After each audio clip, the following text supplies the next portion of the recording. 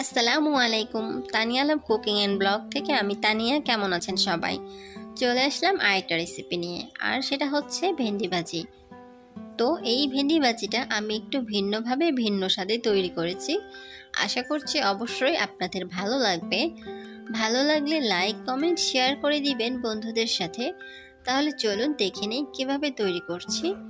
এখানে আমি ভেন্ডি নিয়ে নিয়েছি 300 গ্রাম পরিমাণে, আর এগুলো আমি পরিষ্কার করে কেটে নিয়েছি। এখানে নিয়েছি পেঁয়াজ কুচি, এখানেও আমি পেঁয়াজ নিয়েছি, আর এই পেঁয়াজগুলো একটু বড় করে কেটে নিয়েছি। একটা বাটিতে আমি একটি ডিম নিয়ে নিচ্ছি। তো একটা কাঁটা চামচের সাহায্যে এই ডিমটাকে আমি খুব ভালো করে ফেটিয়ে নেব। তো আমি খুব ভালো করে ডিমটা ফেটিয়ে নেওয়া হয়ে গেছে।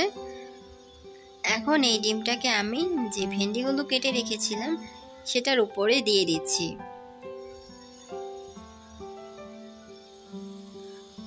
তো ডিম দেওয়া হয়ে গেলে একটা কাঁটা চামচের সাহায্যে ভেন্ডিগুলোর সাথে খুব ভালো করে আমি ডিমটা মিশিয়ে নেব।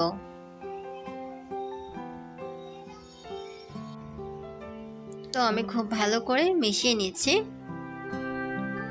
তো মিশিয়ে নেওয়া হয়ে গেছে। এ পর্যায়ে আমি চুলায় একটা ফ্রাই প্যান বসিয়ে দিয়ে দিয়েছি এর মধ্যে তেল। এখন এর মধ্যে কিছুটা জিরে আমি দিয়ে দিয়েছি, আর দিয়ে দিচ্ছি পেঁয়াজ কুচিগুলো।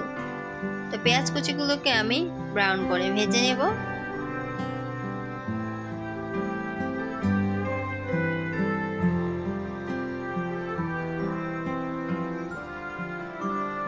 এখন এর মধ্যে দিয়ে দিচ্ছি আমি টমেটো।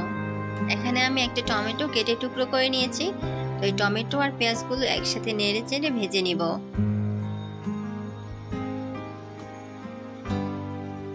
দিয়ে দিচ্ছি এর মধ্যে লবণ, হলুদের গুঁড়ো ও পরিমাণ মতো মরিচের গুঁড়ো। আপনারা চাইলে এখানে কাঁচা মরিচও দিতে পারেন। সবগুলো উপকরণ একসাথে ভালো করে নেড়ে চেড়ে মিশিয়ে নিচ্ছি। এখন এর মধ্যে আমি ভেন্ডিগুলো দিয়ে দিচ্ছি। ভেন্ডিগুলো ভালো করে মশলার সাথে মিশিয়ে নিচ্ছি।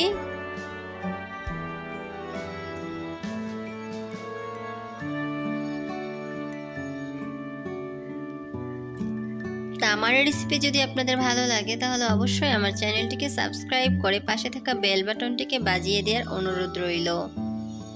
এ পর্যায়ে আমি ঢেকে দিলাম। তো কিছুক্ষণ পর ঢাকনাটা আমি তুলে নিয়েছি। এখন যে টুকরো করে রাখা পেঁয়াজগুলো কেটেছিলাম সেগুলো আমি এর মধ্যে দিয়ে দিয়েছি। তো এই পেঁয়াজের টুকরোগুলোকে খুব ভালো করে আমি ভেন্ডির সাথে মিশিয়ে দেব।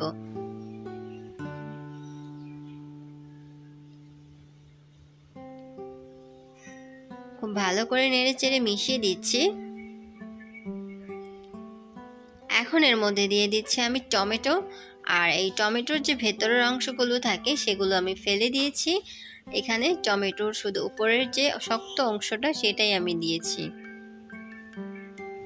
তো এখন এই টমেটোটাকে আমি খুব ভালো করে ভেন্ডির সাথে মিশিয়ে দেব। আর এই টমেটোটা দেওয়ার কারণে কিন্তু ভেন্ডি ভাজিটা দেখতে খুবই ভালো দেখাবে, আর খেতেও খুবই ভালো লাগবে।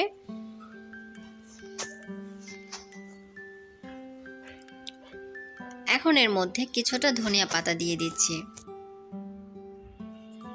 ধনিয়া পাতাটাকেও কিছুক্ষণ নেড়ে নিব। তো এই তো তৈরি হয়ে গেল মজাদার ভেন্ডি ভাজি। আশা করছি অবশ্যই আপনাদের ভালো লাগবে। আজকের মতো বিদায় নিচ্ছি। আল্লাহ হাফেজ।